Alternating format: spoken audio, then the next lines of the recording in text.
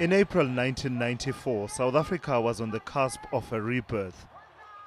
On the 7th of that month, then ANC President Nelson Mandela addressed a gala dinner, assuring members of the Indian, Greek and Chinese communities they had a place in South Africa's peaceful future.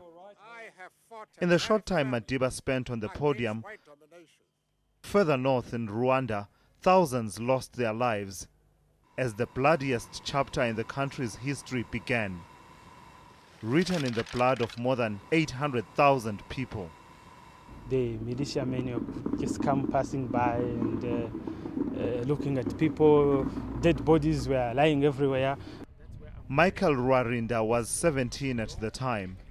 He says he owes his life to the Hutu family who risked their own lives to shelter him. Memories of the terror he lived through haunt him to this day. The story was that Tutsis are finished. Some people are saying it's their fault. Why did they kill our president? Others were thinking of getting out of the city. The conversation was kind of diverse, but it was in a survival mode, kind of. Everybody was thinking of what next? What's going to happen? The mass slaughter was ignited by the killing of former Rwandan President Juvenal Habyarimana.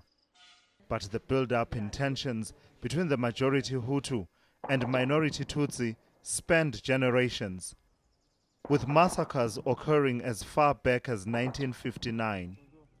At that moment, you have some of the Hutus, some of the Tutsis that run away following the 1959 revolt, trying to come back, trying to stage attacks.